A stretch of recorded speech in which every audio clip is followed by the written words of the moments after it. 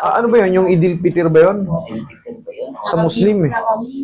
Oh. Akala ko, sa Dubai sabi ko, sabi yun, holiday. Hindi, bukas kami nun. Hindi kayo tumawag sa amin. Tumawag, wala daw po. Hapon na kasi yun. Pag hapon na. Pag mga bandang alas 4 o alas 5 na kayo tatawag. Pero syempre atrasado na po yan. Pero meron po kami noon, pati nung June 12, meron kami yan. Ang mostly ang sarado namin Sabado-Linggo. Pero ito po magiging tentative po yung ano natin sa katapusan at first week. Kasi due date po ng miss ko eh. Minsan nauuna yung ano eh. Maaring nasa Pampanga ako, nasa ospital ako. Basta yun nga po magiging tentative po yung schedule natin this July first week or katapusan. Kasi hindi yan mape-perfect eh. 'Di ba? Pag nag-labor na, alam nga naman nandito pa ako, yung miss ko lang. Hindi alam sino magdadrive. Ito si ma'am, pasyente ko na to dati. Dati, paalala ko lang sa inyo, ang kaso ni ma'am, hindi to nagsasalita ng diretso, yung parang nag-iisip pa siya. Tapos yung kilos niya, siyempre, may gewang-gewang, may... Alas masaya. Pero, honestly speaking, ma'am, kumusta naman yung mga sessions natin? Kumusta naman kayo? Okay naman po, nagkakaroon na improvement naman sa paglakad. Sa paglakad, nagkaka-improvement. Yung talking niya, sir, kayo kasi palaging kausap niya eh. May mga pigil-pigil pa ba or mas nag-improve siya o ano? Anong sa tingin niyo? Sabi ng iba, kung ano raw, bumagal. Pero sabi ko, kahit Kayo palagi kasi kaya nga kayo tinatanong ko kasi minsan lang tayo magkita eh. Ngayon, anong sa observation niyo, base ron sa una, siyempre, kayong kasama eh. Anong sa tingin niyo? ang ko naman yung titingin. Bumagal siya, pero yung panalitan niya, buo na. Buo na. Oo. Yun ang nagbago. Tama na naman. Sa akin kasi, yan, minsan, hindi natin lalagay ni edit yan. Mas gusto ko, kahit mapahiya ako sa ano, ang mahalaga, siyempre, alam nga naman magsinungalingan kayo, papaburan mo siya. Ang gusto ko, lumabas yung totoo. Kung talagang nakakatulong ako, kasi kung di ako nakakatulong, ihanap ko kayo ng ibang ano. Igaganon ako eh. Ayoko yung mag-focus kayo sa akin na alam kong wala ako na itutulong. Pero kung may natutulong ako, edi, karatingin ko kayo ng karating kasi titiwala kayo sa akin. Pero pagka alam ko, master, 10 session na kayo rito, 5 session na, wala pa rin, hindi naman nag-improve. Yun ang, syempre ayoko mangyari yung ganun. Ayoko mangyari yung ganun. Ilang session na ba kayo sa akin? 4, 5, na parang 5. Parang 5. 5. 4. Panlima to. 5. Okay. Kasi nga ito, parang in development Ay, nung ano niya. Nung nanganak to eh. Ganun. Pero yun nga, may pagbabago eh. Tiwala sila sa akin. Sa paglalakad, kita nyo, mabilis na siya. Hindi na yung parang matutumba. Mabalansi. Dalawang tayo. Okay. Relax lang. Relax lang po. Sige, tayo. Teacher to si ma'am, di ba? Babalik pa ako ng school. Tumakas lang. Relax lang. Shoot mo lang. Pero alam naman ng school niya, di ba? O, sige, Di yung ba, patagilid. alam. Yung patagilid.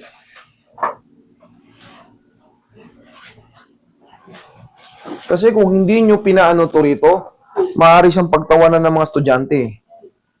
Pag hindi naayos yung speech niya, may mga pilosopong estudyante, ma'am, kayo na kayang turuan ko kayo mag-IAO. Pero ngayon, naiintindihan na eh.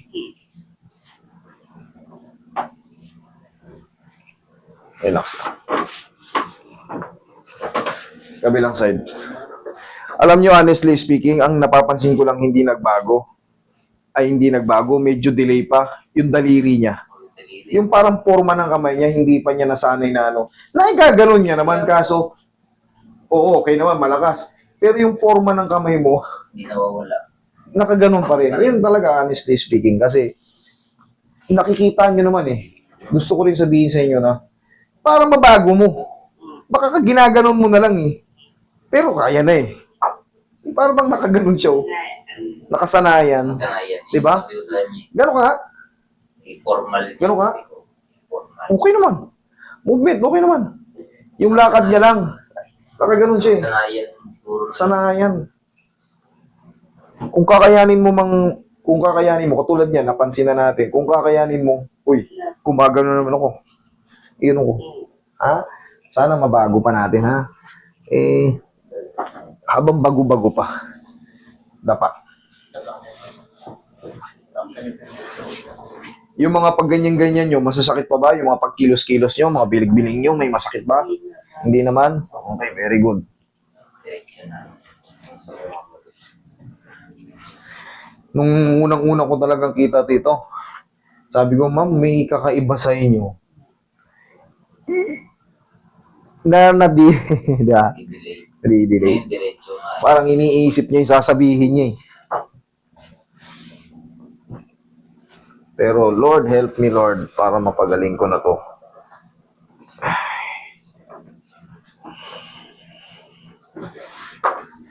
Pero wala na siyang masakit. Wala namang masakit sa'yo? Hindi po.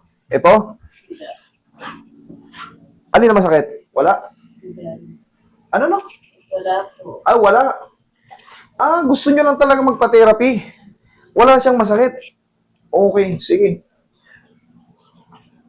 Kumbaga, para maintenance. Okay. Sige po. Maintenance na lang pala. Iba kasi yung reset tsaka sa ordinaryong haplos. Salamat sa pagtitiwala. Yung mga traction na yan, para sa spine talaga yan. Actually, dyan talaga yan eh. Yan ang ano ko dyan eh. Yan ang take ko dyan. Spinal cord compression. Kaya, dun ako pupunta sa...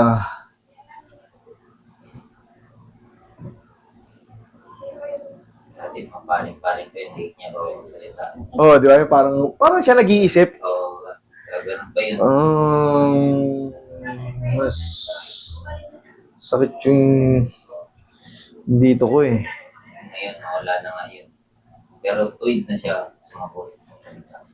Ayun nga, yung body lang, yung hand language niya, yung ano pa, yun ang napansin kong parang, Hindi ko wala eh. Sabi ko nga sa hindi, pagka napansin, pag pinansin niya na, tingnan mo, gaganon niya yan. sabi ko nga sa kanya, formal mo. Kumbaga, natural yung Pag hindi niya napapansin, nakaganon yun. Pero kita mo, wala namang masakit, may gaganon-ganon niya eh. Hindi katulad nung may na-stroke, pag nakaganon. Ayaw. Eh, sa kanya, ang lakas eh. Siguro, yun nga lang, nakakasanayan kasi nga hindi niya napapansin. Pero ngayon napansin na natin, mas gusto ko rin kasing ano yun eh, unahin kahit alam kong parang kakulangan ko para ma-improve, para mabago. Yun ang target natin dito eh. Hindi yung pinapakita ko lahat yung puro kagandahan lang. Mas maganda yung ano, eh kung talagang hindi naman tayo magpipilitan eh. Kung hindi kayo mag-book dito, eh no problem, tihaya. Yan na sa akin. Basta ang target ko talaga, lahat na lumapit sa akin kahit pa paano matulungan natin.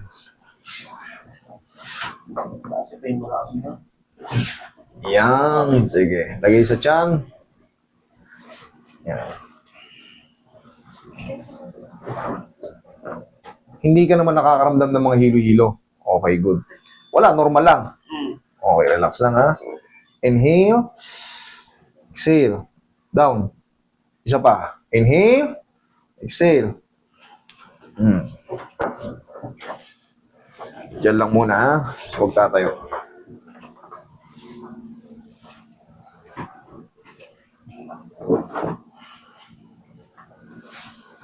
Sige, baba yung kamay. Baba yung kamay. Sakit? Hindi.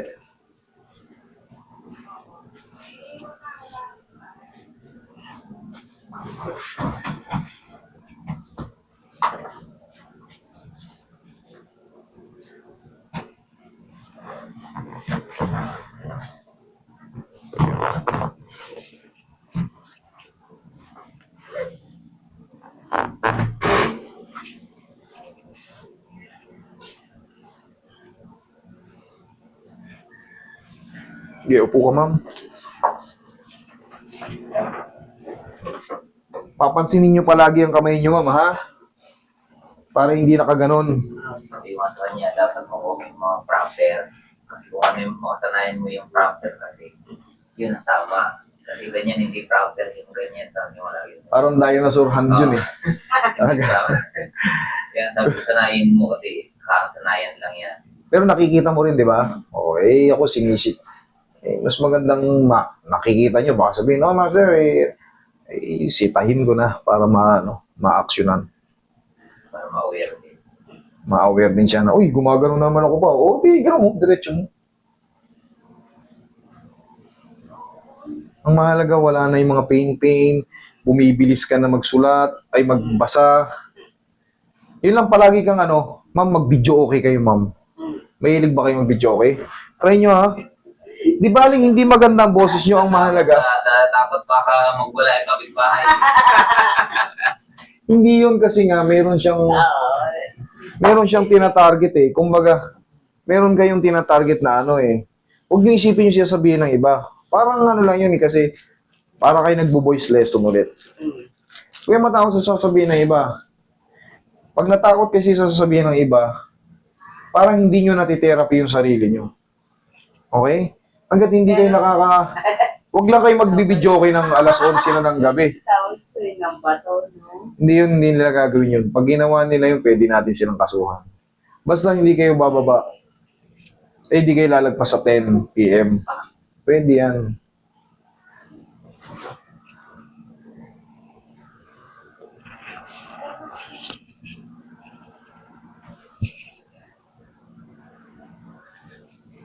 O, tayo mang mabilis.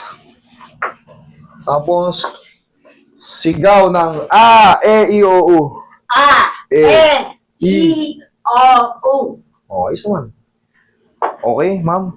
Sir. Video ko eh. Mapalaban yung voice lesson. Para matuwid. Okay? Okay lang kayo? Okay na. Sige po, salamat po. Thank you.